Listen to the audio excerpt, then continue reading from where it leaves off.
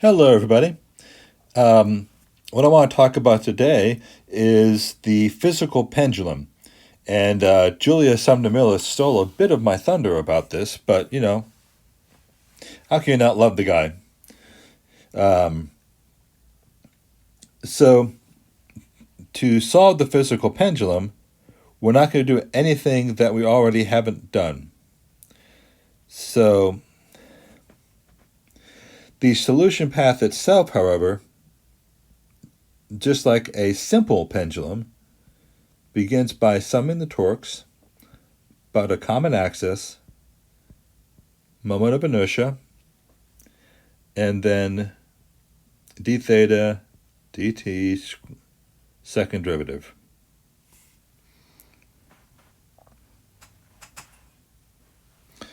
Okay, so let's keep I as a constant, and we'll play with it in a moment. Just like with the simple pendulum, the single torque on this is due to the presence of gravity acting on the center of mass.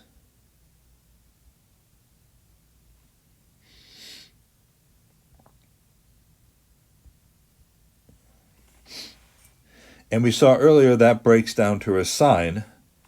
So our torque is simply the force of gravity multiplied by the distance to the center of mass, and then sine theta negative, and that's going to give us I d squared second derivative of theta with respect to time. We need to do the small angle approximation so that we can continue with minus mgr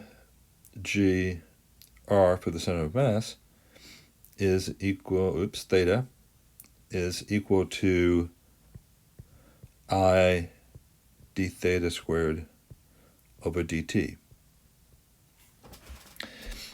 So we test our solution, and our generic solution is theta is equal to theta max sine omega t plus phi. And before we can do anything else, we should make sure that we've got the correct description of theta at time t equals 0. So as I do theta,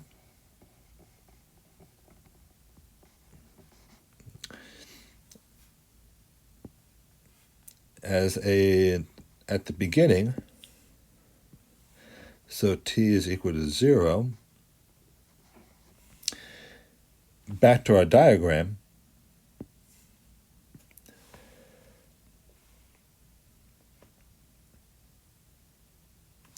Theta max exists at time t equals 0.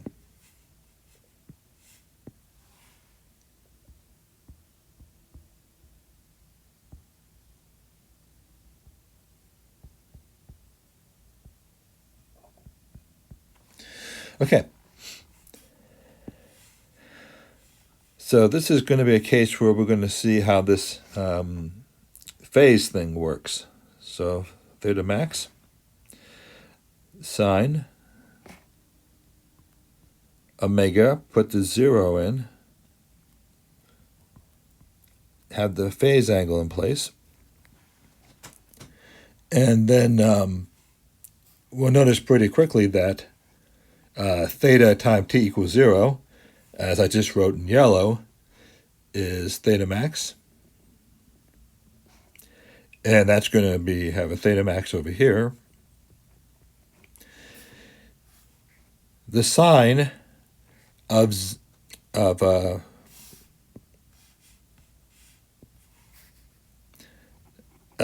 at time t equals 0, not theta.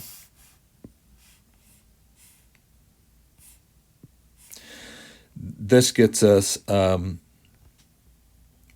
I keep doing that. I think I just like the blue crayon. They always tasted the best. This will now give us the sine of phi. Or rather, 1 is equal to the sine of phi.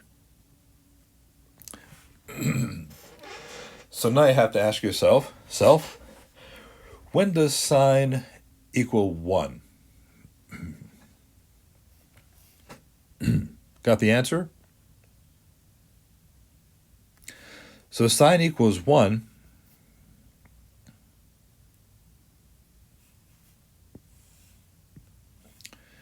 when phi is equal to 90 degrees, or since we're working in radians in all of this, pi over 2.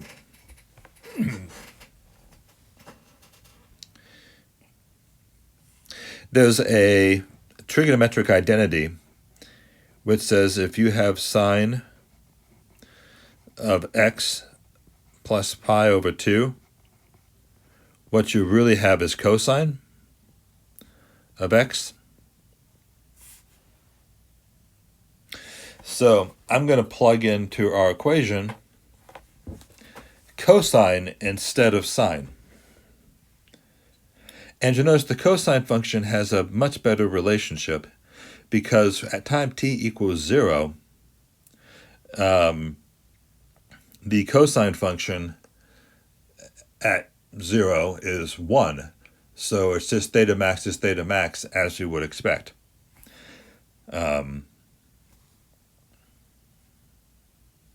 Oops, that's my previous problem. Give me a second to get rid of that.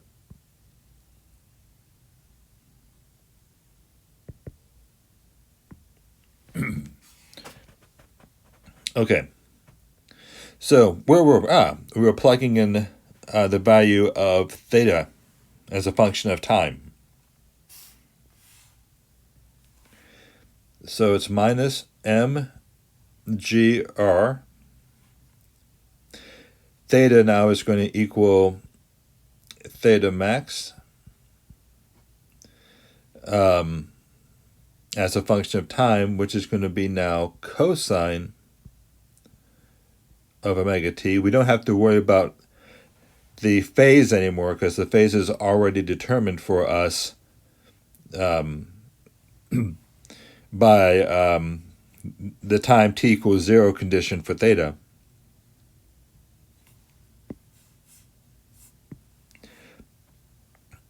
This is going to equal I omega squared theta m cosine of omega t. So I got a little small there, but hopefully your program will allow you to blow that up if you need to see what I wrote. And this is a perfectly valid solution because we get theta max omega t going away, theta max cosine omega t going away. And there's a minus sign in there as well because you take the sine of cosine and so forth.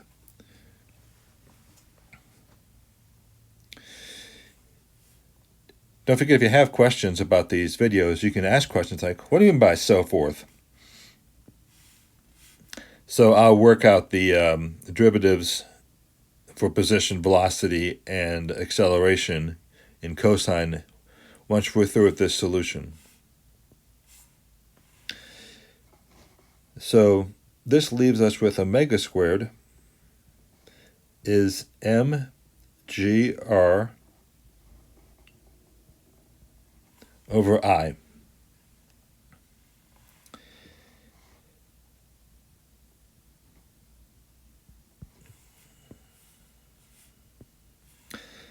So let's see if this even makes sense unit-wise. Mass. M is meters. And then I have acceleration due to gravity, m seconds squared. And then I always comes in as some fraction, which has no units. Kilograms meters squared. So kilograms are canceling, the masses cancel, and we're left with this equaling 1 over second squared, which is what we anticipate for omega.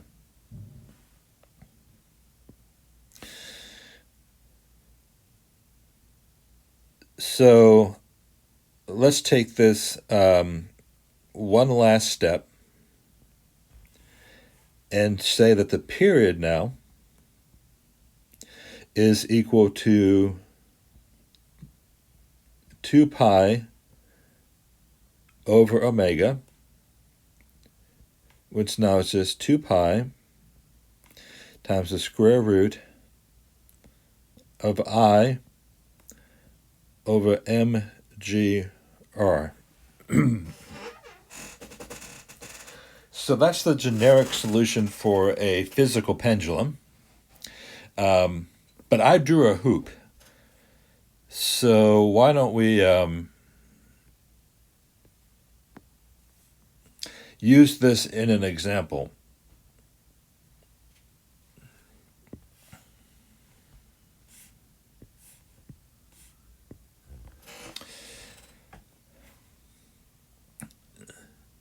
So the I was just going to write the word circle, but that doesn't quite describe what it is.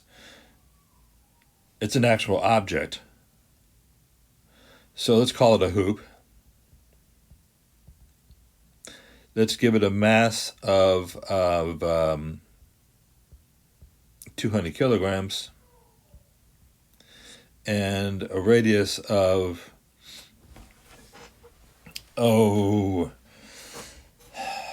something not particularly large. Let's go 0.4, so 40 centimeters. And now we want to solve for the period. So the period is 2 pi square root I over mgr. But this is I around the axis, not the center of mass. So I need to throw in the parallel axis theorem real quick. So I of A is going to be I of the center of mass plus m d squared, which for us says I of A is equal to the center of mass of a hoop, which is just mr squared of the hoop. And then we're going to move it to the edge. So I pick up another mr squared, because my axis point is now around D and not the center of mass. So we get 2mr squared for this off-center hoop.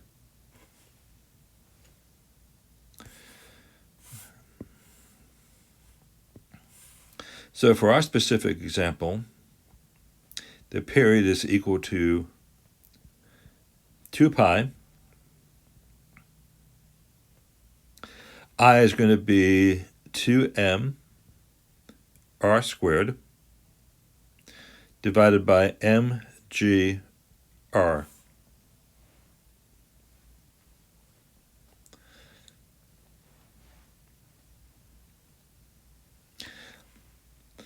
So, a lot of things cancel out. Masses go away. This r kills that power. And what we'll wind up with is that the period is 2 pi square root of twice the radius, which we might as well just say is the diameter, over g. So mathematically, the period here is found to be equal to 2 pi. Our diameter is 0.8 meters, and we'll divide that by 9.8 meters per second squared. And numerically, that comes out to be, let's see, 2 times pi times the square root of 0.8 divided by 9.8. And I get the period as 1.79 seconds. So this 40 centimeter hoop will take nearly 2 seconds to rotate. All right, so what makes this my favorite example that Julia stole from me is if we compare this to a simple pendulum.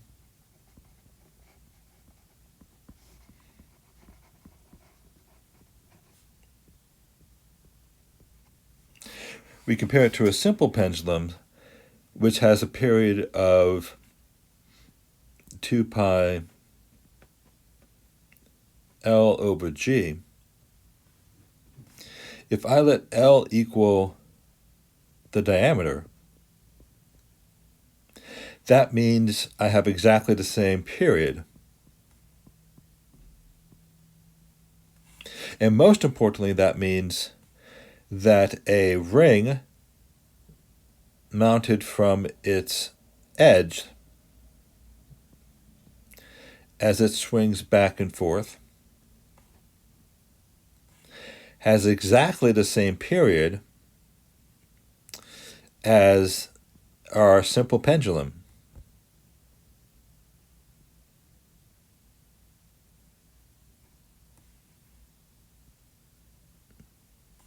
That these back and forth periods are identical. So I find it interesting that a simple pendulum can have the same as a ring. All right. Hope you found that useful. Probably not as goosebump causing as I do, but this is how physical pendula work.